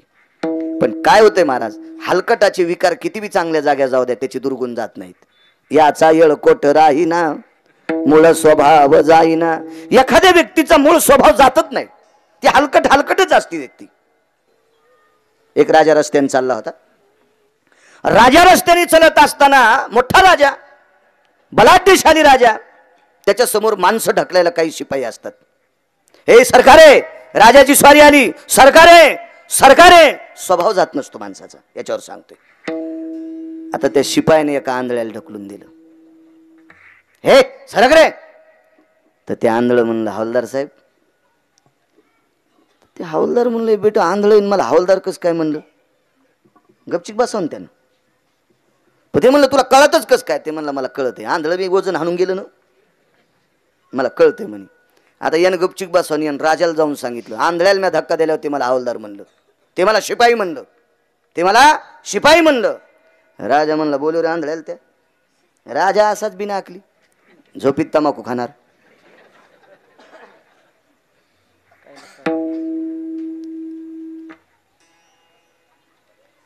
बोलून घेतलं. का रे म्हणे, तू त्याला डोळे नसताना कस काय शिपाई म्हणला. म्हणला, राजे साहेब कळते मला. ते म्हणलं, जाऊ दे, जिथे टेकन तिथे टेकन. कळते म्हणलं. बर बर बर, तुला काही कळतं का. काही कळतं म्हणला. हे तरी उपगलो म्हणला, हे बंदुकीने हानीन गिरीन मोक्ष तरी भेटन, जाऊ द्या, कशाला ताण घ्यायचा, इतिहासात नाव येईन आपलं, राजान मारलं म्हणून. राजाने त्याला टोपलं भर मोती आणले. सांग खरे आहेत का खोटे. त्यानं हातात घेतले. म्हणला, खोटाडा मोती येत म्हणलाय. मोती कशाचे खरे येत. राजा म्हणला, का आंधळ हुशार रे. स्वभाव सांगतो, स्वभाव. त्याला कस काय मोती कळाले. जाऊ दे म्हणजे. सांग बरं म्हणला, तुला महिन्याला 1 रुपया. आमच्या मंडळीचा वंश कोणता आहे. ते म्हणलं, मला तशी कशी कळन. पाणी आणायला लावा ना तुमच्या मंडळीला. एका ट्रेमध्ये पाण्याचा ग्लास आणि एका त्या ट्रेमध्ये पुन्हा दुधाचा ग्लास. राणीसाहेब घेऊन आल्या. दूध पिलं, पाणी पिलं. नंतर म्हणला, राजेसाहेब राखता येणार नाही ना. नाही म्हणले, तुमच्या मंडळी नृत्य करणाऱ्याच्या कुळातल्या आहेत. नृत्य करणार. राजा म्हणला, तू तरच पडी. ह्या बा तुम्हाला मी आधीच म्हणलं होतं तुम्हाला राग येऊ देऊ नका. त्या आतमध्ये गेला आणि बायकोला म्हणला, होय रे कस काय. ते म्हणली, माझी आजी महाराष्ट्रात 1 नंबरची नृत्य सम्राट होती. अरे अप्पा. राजा म्हणला, आगाऊ धंदा, तुला महिन्याला 2 रुपये.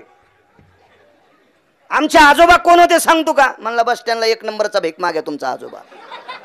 काय बोलो तू. म्हणला, अरे ज्याचा नातू भीक मागतो, ज्याचा आजा भीक मागतो, त्याचा नातू राजा होत असतो का. तुमचा बाप जिता आहे विचारा म्हणले. बापाकडे गेलं. म्हणला, दादा काय मिळू आता तुमच्या वडिलाचा. बाबा 1 रुपया बस स्टँडला भीक मागत होते रे, आणि मला मोठं केलं. अरे बाप रे. म्हणला, आंधळो. आपलं कुळ सांगितलं, त्याला जवळ बोलून घेतलं.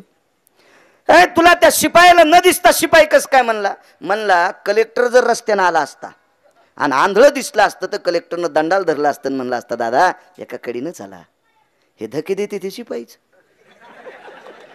त्याचा स्वभाव कुठे जात असतो का. मोती खोटे तुला कसं काय कळाले. म्हणला, मी एका श्रीमंत राजाला एके दिवशी आंघोळ घालायला गेलतो. त्याच्या गळ्यात मोत्याची माळ होती आणि तवाच हाताला मोत्याचा स्पर्श झालता. असे जड नसतीत मोती दगडासारखे गारकुंडीवाणी. अनुमान प्रमाण लक्षात घेतलं. मग आमची मंडळी नृत्यांगणीची नाते तुला कसं काय कळालं. म्हणला, कुलवान घराण्यातली बाई पाणी घेऊन येत असताना पाय वाजित नाही, तुमची छुनछुन करीत आली, छुनछुन करीतच गेली. ठीक आहे, माझा आजा भिकारी होता, तुला कसं काय कळालं. म्हणला, राजे साहेब एवढं हुशार आंधळ भेटल्यावर त्याला जिल्हा परिषदचा सदस्य करायला पाहिजे होतं तुम्ही त्याला 1 रुपया द्याले. याच्याहून तुमचं कळालं की तुमचा आजा बी भिकच मागत होता. आणि तुम्ही याला बी टाळ्याच वाजवायले. विठाला विठाला विठाला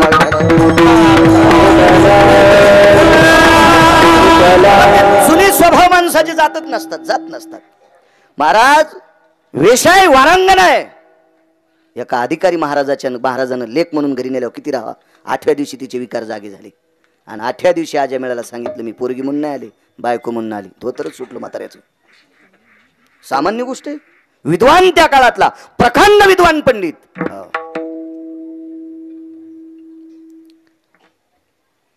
फार काय झालं तो 2-4 शिव्या दिल्या असत्या. टवळींची कुठली, मूर्ख कुठली, नालायक कुठली, जिनं रुमण्यानं मार खाल्ला तिला ह्या फुलासारख्या काय करतात. 5 फुटूस तर मार खाल्ला ना त्या भारक्याचा. आणि ही टवळींची मूर्ख नालायक ह्या शिव्या म्हणजे काय, तिला अशी फुलं पडल्यानेच वाटत. ते म्हणले तसं काही बोल नका. हो घराच्या बाहेर जाते म्हणी, पण अख्ख्या तालुक्यात सांगते माझ्याशी संग केला. अजय पुराणातून देखील याच्यावर सांगतोय. नाईलाजानी संग झाला. एका पाठोपाठ आपत्ती झाली. बाई निघून गेल्या. कालांतराने वय थकलं. थकलेल्या वयाच्या टप्प्यात एक साधू भेटले. विकळा अवस्था आपली प्रतिपादित केली. सांगितलं काय करावं. काय नाही म्हणले, या पोराचं नाव नारायण ठेवा. पुत्राची आमिषे नारायण खोकी.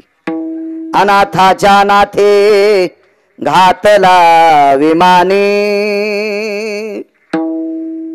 तो विटेवरचा मालक इतका गोड आहे. अनाथाच्या अनाथे घातीला विमाने. फक्त भजनाची ताकद. शेवटच्या टप्प्यात नारायण. पण एक शंका होती, उद्भवली म्हणून सांगतो. एका व्यक्तीने प्रश्न केला, महाराज बाळू महाराज तुम्ही सांगता अजामेळ मग विद्वान व्यक्ती, मग वेशी शिरत का झाला. हे मागच्या जन्मातलं गटुड होतं महाराज. अजामेळ मागच्या जन्मात एक दंडी संन्यासी होते. फार अधिकारी संन्यासी होते. हिमालयाला प्रदक्षिणा करीत होते. 22 वर्षाचं तारुण्य होतं. हिमालयाला प्रदक्षिणा करत असताना शरीर त्या गारठ्याने गारठून गेलं आणि मूर्छना येऊन अजामेळ खाली पडले. पाठीमागून एक दिव्य तेजस्वी कन्या आहे 17 वर्षाची. तिचे वडील आहेत 80-90 वर्षाचे आणि अंगावर मखमली कपडे आहेत. आपले वडील अंध आहेत. वडिलाची काठी धरीत धरीत धरीत मुलगी हिमालयाची प्रदक्षिणा करत होती. पण समोर बघितलं आणि बाबांना सांगितलं, बाबा एक नग्नावस्थेतला संन्यासी आहे, त्याच्या शेंडीत फक्त एक रुद्राक्ष बांधलेला आहे. वडिलांनी सांगितलं आमका आखाड्याचा संन्यासी आहे. जवळ गेले, नाडी परीक्षा केली आणि मुलीला सांगितलं, बाई हा संन्यासी जिवंत आहे, फक्त याला उबदार कपड्याची गरज आहे. माझ्या अंगावरची शाल टाकता का. पोरगी हुशार होती. तिने सांगितलं 80 वर्ष वय आपल्या बाबाचं आहे. आपल्या बाबाच्या अंगावरची शाल टाकली तर बाबा मरून जाते. बाबा तुम्ही मरताल. अगं माझं काय राहिलं, मी वयस्कर आहे आता काय ताण घेते, मरू दे ना मला. तसं नाही बाबा, तुम्ही मृत्यू पावल्याच्या नंतर एखादा नालायक नराधम मला उचलून घेऊन जाईल, त्याच्यापेक्षा माझ्या अंगावरची शाल टाकते. म्हाताऱ्यानं सांगितलं तुझ्यामुळे हिमालयाची प्रदक्षिणा होती, तुझ्या अंगावरली शाल टाकली की तू मरती. पोरगी हुशार होती. बाबा तुम्हाला मरायचं नाही, मला मरायचं नाही, संन्यासी कसा वाचेल. आशीर्वाद देतो, प्रयत्न कर, संन्याशाला वाचव, मरू देऊ नकोस. काय पोरगी हुशार महाराज. पोरीनं बापाचा कमलोंड घेतला, त्याच्यातलं पाणी हातावर घेतलं बैरवाळ महाराज आणि संकल्प सोडा. त्या संन्याशाला पाठचा भाऊ मानलं. त्याच्या बाजूला निद्रा केली आणि दोघांती एक पांघरून पांघरलं. कालांतरानं हिच्या अंगाच्या उभीनं आणि त्या शालीच्या उभीनं त्या संन्याशाच्या अंगातली थंडी गेली संजयराव. आणि तो संन्याशी उठला. चांदण्याचा प्रकाश होता. प्रकाशात आपल्या बाजूला 17 वर्षाची कन्या पाहिली साईराज आणि हातात पाणी घेतलं. पापिनी, माझ्यासारख्या दंडी संन्याशाला बाटवण्याचा प्रयत्न करतेस, तू पुढच्या जन्मात वेश्या होशील. काय चुकलं महाराज तिचं. पोरगी झोपी ते. बापानं ऐकलं, बाप रडू लागला. संन्याशी निघून गेला. वडिलांनी सांगितलं, बाई तुझं चारित्र्य सगळं जीवन सगळं मातीत गेलं. काय झालं बाबा. संन्याशी उठलाय, त्या संन्याशाला जीवदान देण्याचं पुण्य माझ्या पाठीमागे आहे. त्याच्या अंतकरणात गैरसमज निर्माण झाला. जा. बापाचा कमलोंड घेतला आणि पळत सुटली संन्याशाला. ए पापिनी हो बाजूला. मी किती पापिनी मला माहिती आहे, तुम्ही किती सात्विक आहेत तुम्हाला माहिती, पण ऐका मी तुम्हाला प्राणदान दिलंय. पापिनी मला भ्रष्ट करत होती, अद्याप नाही. जिथं संकल्प सोडाय तिथं संकल्पाचा तरू उगलाय, झाड उगलंय. मी धुतल्या तांदळासारखी निर्मळ आहे. तुम्हाला भाऊ मानलं, मी तुमची बहीण आहे. माझ्या अंगावरच्या वस्त्रानं तुमच्या अंगातली थंडी गेली आणि तुम्ही मला शाप देता, पुढच्या जन्मात वेश्या होशील. ठीक आहे, तुमच्यासारख्या संन्याशाचा शाप खोटा होणार नाही. मी निश्चित पुढच्या जन्मात वेश्या होईल. पण अपराध नसताना तुम्ही मला शाप दिलाय, मी सुद्धा तुम्हाला शाप देते. त्या वेशीशी तुम्ही संग करताल. मागच्या जन्मातला दंडी संन्याशी पुढे अजामेळ झाला. मागचं कुठुडे तुका म्हणे होता ठेवा आणि तो या भावा सापडाला. या बा मागचं फेडावत लागते. बँकेचे 2 लोक आमच्या गावात आले. मारुतीच्या दर्शनाला चाललो होतो. दोतराची लुंगी लावलेली, बनेला अंगात. कोण आपण. म्हणलं मला बाळू म्हणते. बाळू महाराज तुम्हीच आहेत का. म्हणलं हो. बरं. हे चिमाजी गोमाजी कापसे. म्हणले पुढची वाडी त्याचीच आहेत. आम्हाला मध्ये नेऊन घालता का. म्हणलं तुम्ही बँकेची माणसं आहेत, वसुलीला आले तर मी गरीब माणूस आहे, हाणायचे द्या आपल्याला. त्यावेळेचं सांगतो, आताच नाही. आताच तुम्ही इचकू नका, मी सांगत नाही. नाही म्हणले आम्ही वसुलीला नाही आलो. हे बाय 35 लाख कोटीचा चेक आहे. म्हणलं चला. गेलो तर आम्ही घरी. म्हणलं तात्याच्या ताती होत्या बाहेर. ताती नसतेत म्हणत वाटते नाही का. हो. म्हणलं काकू तात्या कुठे. हा ते आताच. हा उठा ना. बाळू महाराज आले. त्यांनी लगेच तोंडावून हात फिरला, नाष्टगंध लावला. हे काय महाराज आंघोळच करू लागलो, पाय तसे ढवळे मला दिसायलेत ना उचल्या. मला चालवायला होय तू गिरगाव करायला, पण काय घेणे आपल्याला, मला काय त्याला अभिषेकाला थोडंच बसवायचं होतं. चलती म्हणलं काय हरकत नाही. हो मी म्हणलं बँकेचे लोक आले, लगेच बसले. काय राम राम साहेब, काय चिमाजी आपलं नाव? हो हो. आपल्या वडिलाचं नाव? आमकं. तुमच्या वडिलांनी 25 वर्षापूर्वी बँकेत पैसे टाकले होते, याचा सगट 35 कोटी झालेत. घेऊन टाका म्हणले. बरोबर. गोमाजी आमचा चुलत भाऊ आहे, बोलून घ्या त्याला. त्याच्या वडिलांनं पाईपलाईनचं कर्ज काढलं होतं 1.5 कोटी, याचा सगट 6 कोटी झाले. वसुलीला आलो. दृष्टांत कळाला. ह्या बापानं कमवून ठेवलेली संपत्ती पोराला खाता येते आणि बापानं केलेलं कर्जही पोराला फेडावं लागतंय. मागच्या जन्मातलं पुण्यही आपल्याला कामी येत असतं आणि मागच्या जन्मातलं पापही बोकांडीवर दळीत असते. हो, हे मागच्या जन्मातलं पापाचं गोठुडं आजा मेळाचं, म्हणून वेशी शिरत झाला. शेवटच्या टप्प्यात इतका बेजार, इतका बेजार, इतका बेजार. शिमा नाही, एका साधूचं ऐकलं आणि मुलाचं नाव नारायण ठेवलं. आला का नारायणा, बसला का नारायणा, पाणी देणार आहे ना, गोळ्या देणार आहे ना, गोळ्या असतील का नाही, औषधी देणार आहे ना, जेवायला देणार आहे ना, इकडे येणार आहे ना, चालला का नारायणा, कुठेच नारायणा, बसणं नारायणा. जीवनभर शेवटच्या टप्प्यात अंतकालेचे मामेव स्मरणमुक्त कलेवरा. शेवटच्या टप्प्यात भगवंताचं भजन आलं. जगाच्या मालकानं अनाथाच्या नाते घातीला विमानी. आज तो आजामेळ श्रीमद भागवतात पुनीत झाला. आजामेळ भिल्लीनी तारेली कुंडी,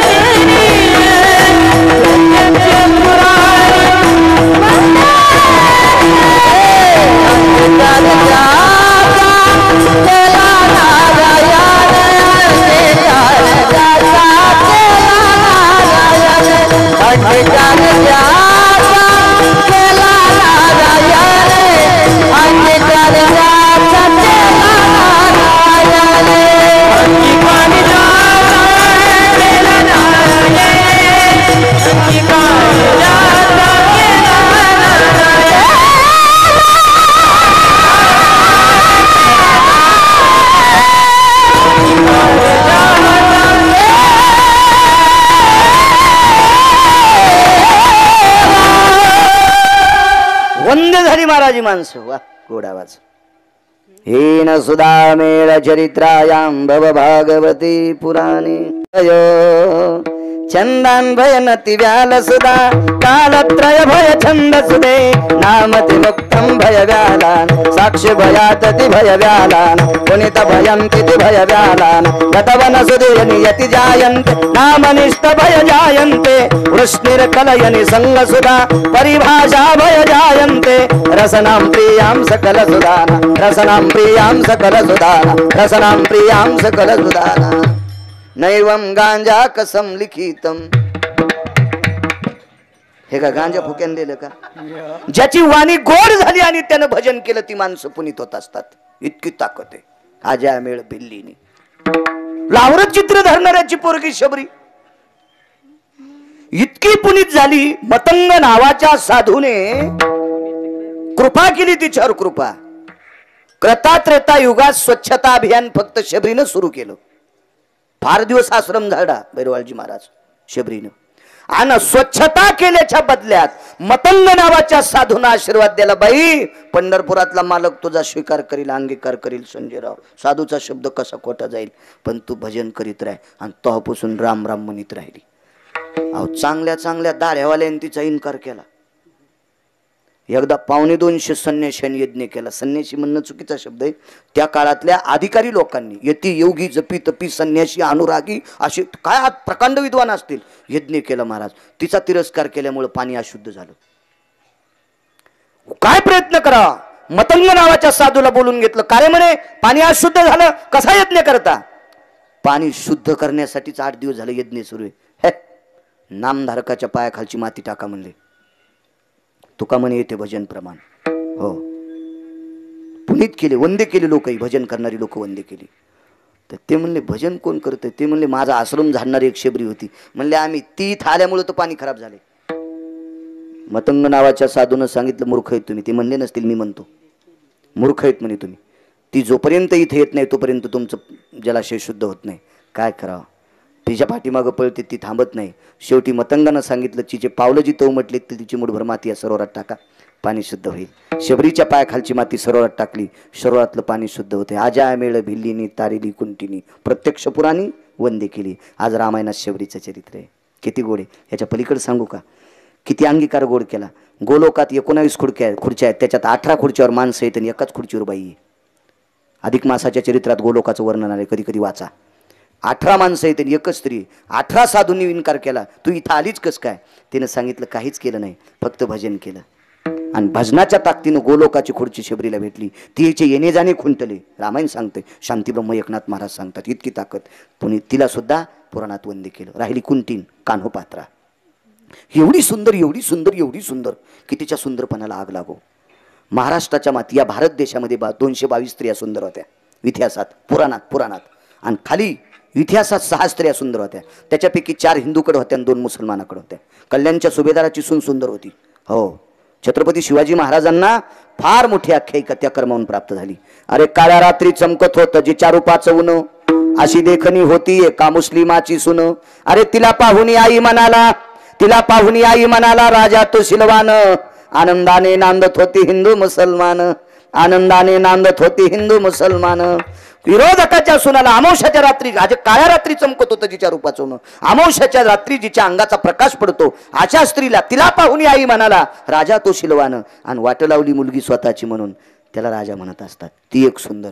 आणि कान्होपात्रा वारांगणीची कन्या होती. तमाशात नृत्य करणाऱ्या बाईची मुलगी होती. महाराज तिला पकडण्यासाठी बहिरवार बाबा त्या काळातले नराधम अत्यंत टपून बसले होते. जो कोणी तिला पकडून आणून देईल त्याला राज्यातला कोपरा देण्यासाठी तयार झाले. आणि पैशासाठी माणसं काही करते. मी वयाच्या 28 वर्ष असताना, माझं वय 28 असताना 200 रुपयावरच मला 60 वर्षाचं हाफ तिकिटाचं कार्ड दिलं. आजही संजयराव माझ्याकडे ते कार्ड आहे. माझा 83चा जन्म आहे. आता किती झाले असतील तुम्ही घरी गेल्यावर गणित करा. मी वय वर्ष 28 असताना 200 रुपयावर मी 1.5 वर्ष एसटी मध्ये हाफ तिकीट काढलं. कंडक्टर नुसता बघत होता पण ते काहीच बोलत नव्हता. त्याला माहीत होतं जिल्ह्यात तालुक्याच्या मालकाने याच्यावर सही केली तहसीलदारानं. काय चालणार आहे कंडक्टरचं. 200 रुपये दिले ते साईराज, फक्त 200 रुपये. 200 रुपयावर 28 वर्षाचा गिरगावकर 60 वर्षाचा होतोय. तर ती बाई पकडून देण्यासाठी राज्यातला कोपरा दिल्यावर माणसं किती बेजार होत असतील कल्पना करा संजयराव. तिला पकडण्यासाठी काही काही खोटे महाराज पण झाले. हो भजन करून जंगलात जाऊ लागले हे आपल्याला दिसन. पण ती खोट्या महाराजाला तपासित होती. खोट्या महाराजाला भुलली पंढरपुरातली मालकीन 7व्या अवतारात. रावण खोटा महाराज होता, खरा नव्हता, भुलली. पण ही नाही भुलली. ती खोट्या महाराजाला भुललीत नाही. तिनं खरा महाराज पाहिला. त्या महाराजाचं नाव होतं माऊली महावैष्णव ज्ञानोबाराय. धन्य कान्होपात्रा आजी झाली भाग्याची. हो तिला ज्ञानोबारायांची भेट झाली आणि ज्ञानोबारायांनी सांगितलं पंढरपुरातल्या मालकाच्या जाऊन पाया पड. काय ताकद महाराज. आज शेवटच्या श्वासापर्यंत भजन केलं, शेवटच्या श्वासापर्यंत त्याचं अंतकरणात मनन केलं, त्याला पाहिलं, त्याचे पाय आठवीनं पाय हा माझा नवस, तुझे पायी सुख सर्व आहे, अशा नाना प्रकारच्या गोष्टीनं पुनीत झाली. तिचा मृत्यू झाला आणि देवाच्या उजव्या हाताला दफन झाली. लक्ष्मी डाव्या हाताला, वामांगी रखुमाई दिशे दिव्य शोभा, आणि कान्होपात्रा तमाशात नृत्य करणाऱ्या बाईची पोरगी उजव्या हाताला. तिचं दर्शन घेतल्याशिवाय पंढरपुरातल्या मालकाचं दर्शन नाही. आजा मेळ भिल्लीनी तारिली कुंतीनी प्रत्यक्ष पुराणी वंदे केली. हे ताकद कशाची आहे? फक्त भजनाची ताकद आहे. ब्रह्महत्याराशी पातके अपार, वाल्मिक किंकर वंदे केला. एवढा मोठा वाल्मिकानं माणसं किती मारलेत आतापर्यंत रामायणात गणनात नाही. हो, ते सातरांना सांगतात ना, हे सुद्धा त्रोटक पुरावा आहे. हा, हे सुद्धा खरा पुरावा नाही. आता ऐका बरं का. आणि काय तो वाल्या नावाचा गुंड होता बरं का, आणि त्याने काय माणसं मारली बरं का. माणसं मारल्याच्या नंतर एक मौरी सारखा खडा रानात टाकीत होता बरं का. अशा 7 रान मौऱ्या भरल्यावर का त्या मौऱ्या मोजताय त्या त्रिसुंबळ्या. वाल्याने किती माणसं मारले. वाली भयतति क्रतोत्रितयं काला भययति छंदसुदे गणनं भयतति हिंसाचारो गणनं भयतति हिंसाचारो कृते भयातति यज्जायतो चतुरानन भयभेदि सुधा नैवं संख्यावाद सुजेया नैवं संख्यावाद सुजेया नैवं संख्यावाद सुजेया. हे का देसाड पेनारांनी लिहिले का गोट्या खेळणाऱ्यांनी लिहिले? संख्याच नाही. आतापर्यंत किती माणसं मारलीत. आणि वाल्या येडा होता का इडगळ माणसं मारायला? हेच माणसं आणली त्यांनी, पैशावालीच. येडगळ माणसाला कशाला मारीन? भिकार चोट माणसाला, पैशावाल्या माणसाला त्यानं मारलं. हो, इतकी माणसं मारली की त्याचं पाप इतकं पाप. पण एक साधू भेटला आणि त्या साधूनं नामाची साधना सांगितली. ब्रह्महत्याराशी पातके अपार, वाल्मिक किंकर वंदे केला. ताकद कशाची आहे? शेवटच्या कडव्याची. तू का म्हणे भजन प्रमाण, तू का म्हणे भजन प्रमाण, तू का म्हणे भजन प्रमाण, तू का म्हणे भजन प्रमाण.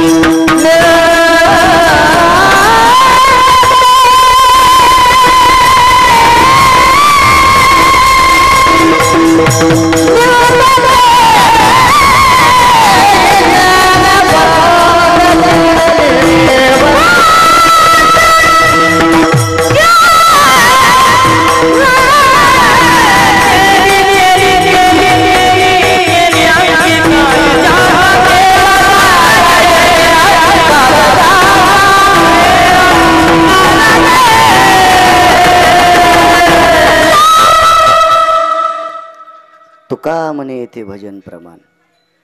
आजामेळाचा उद्धार भजनानं, शबरीचा उद्धार भजनानं, कानोपात्रेचा उद्धार भजनानं आणि अफाट पापाच्या राशी असणारा वाल्या, ज्याची बायको सुद्धा वाल्मिकराव म्हणत नव्हती, इतका हलकट वाल्या, पण जगाचा मालक त्याच्या लेखणीत राहिला. केले रामायण, रामात पण ताकद कशाची, फक्त भजनाची. तुका म्हणे येते भजन प्रमाण.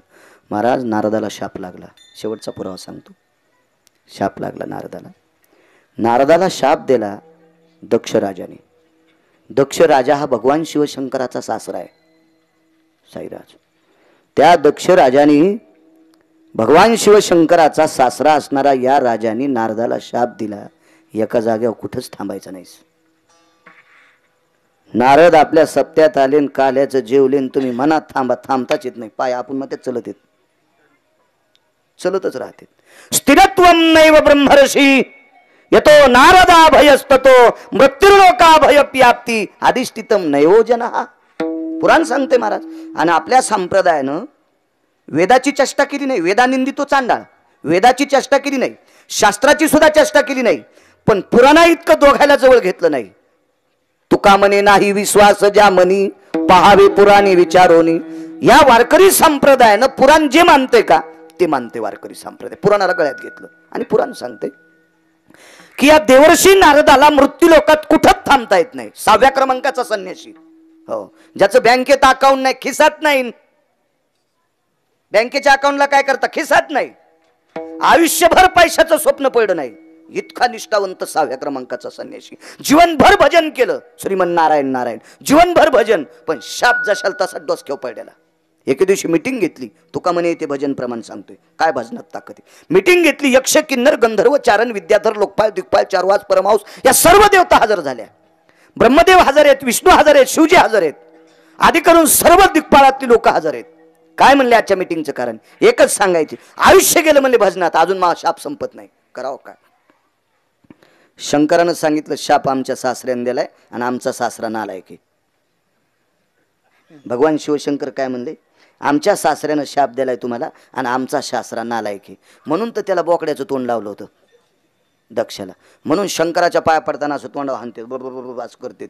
कशामुळे म्हणतात माहिती का, हे शिवजी, निंदा करणाऱ्या तुमच्या सासऱ्याची सुद्धा तुम्ही पर्वा केली नाही, कृपया आमच्या तोंडाला निंदा येऊ देत जाऊ नका, म्हणून असं तोंडावर हानीत असतात.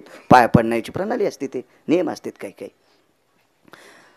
ब्रह्मदेवानं सांगितलं आपल्या डोक्याच्या पलीकडचं औषध येते, म्हणजे रोग येते, नीटच होत नाही. आणि काही काही रोग असे आहेत ते डॉक्टरला नाही कळाले, रोगच नीट होत नसते. एकदा मला मलेरिया झाला, अंगाच्या वरून ताप येऊ लागली.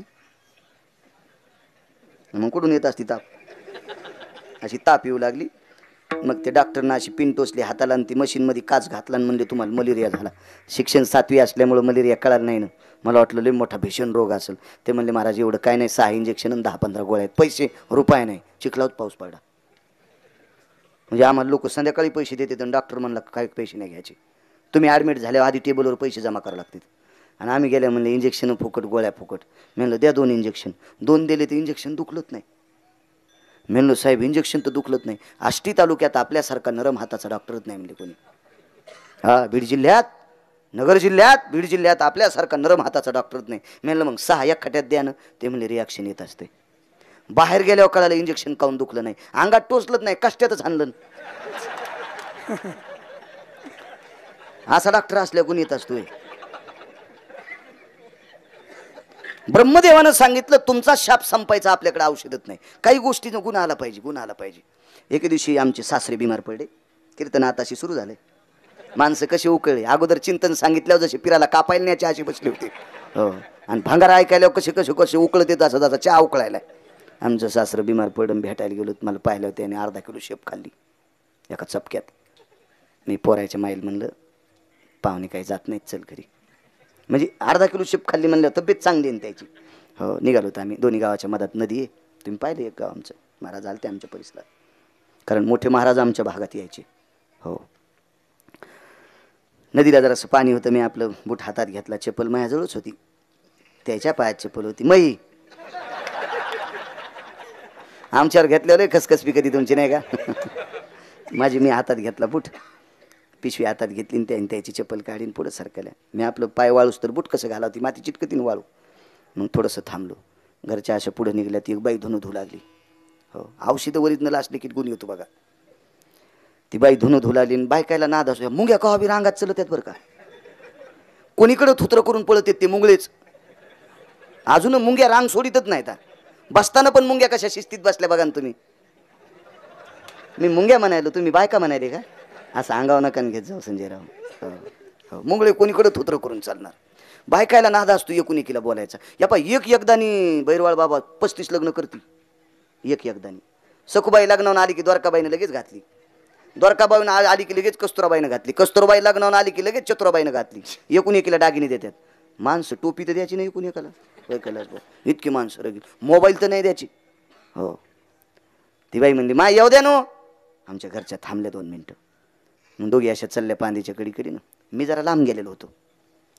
ती बाई म्हणली कोणतं माहेर आहे तुमचं? आमकं गाव. सासर हेच आहे. पुढचे तुमचे सासरे आहेत का काय धोत्रामुळं? आमच्या घरच्या इच्छुड असला. ते म्हणले मा काय तुम्ही कीर्तनात काही घाली जा, माय पण घरी आल्या पॅन्टच घाली जा. काय ती बाई मला म्हणली ते तुमचे सासरे आहेत का काय? आम्ही म्हणलं जाऊ दे, ती काही बकन मग मी तो कसा सासरा होईल, मी मालकच आहे ना. माय पण ते कसं अजून पुन्हा कोणी म्हणायचं मला कसं तरीच वाटतं, तुम्ही घरी आल्यावर का नाही पॅन्टच घाली जा. हो, मग महिनाक डोकं खाल्लं. पण मला पुढचं दिसत होतं ना. तिला काय कळणार आहे पुढचं? मला लय लांबचं दिसत होतं ना. माय का गोळ्या संपल्या त्या का साईराज काय, मला लय लांबचं. पण ऐकत ना एव्हा फुरसून लय श्रमात नारदानं भजन केलं. महाराज 3ऱ्या दिवशी शापच संपला. नारद जिथं म्हणतील तिथं मुक्काम करू लागले. कशाची ताकद? तो का म्हणे येथे भजन प्रमाण. आणि बाकीचं काय थोरपणा फुकायचं आहे. इथं भजनाची ताकद आहे. च्यवनासारख्या महात्म्याला हलकट व्यक्तीनं वासुकी नावाच्या सर्पाच्या नगरीत नेलं. च्यवनाने तिथं भजन केलं. 244 जातीचं सर्पाचं विष संपलं. सापाचं विष संपवायची ताकद भजनात आहे. तो का म्हणे येथे भजन प्रमाण. काय थोरपण जाळावे ते. किती मोठं भजनाची ताकद आहे. काय व्याप्ती असेल भजनाची. तुमच्या माझ्यासारख्या पाप्याने चोखोबारायला मंदिरात येऊ दिलं नाही. पण भजनाची ताकद. सोमवारी एकादशी विमान उतरले पंढरीसी. एक एकादश सोमवारची आलती आणि त्या दिवशी स्वर्गातले 9 विमान पंढरपूरला उतरले. सगळ्या देवता तिथं आल्या. चोखोबाराच्या घरी जागर केला. एका जनार्दनी आईची चोखियाची मात आणि जेवे पंढरीनाथ त्याची घरी. फक्त भजनाची ताकद. चोखोबाराच्या घरी देव जेवला. चोखोबाराच्या भजनाची ताकद. स्वर्गातला अमृत शुद्ध झालं. तो का म्हणे येथे भजन प्रमाण. आणि काय थोरपण जाळावे ते. विठोबा रखुमाई.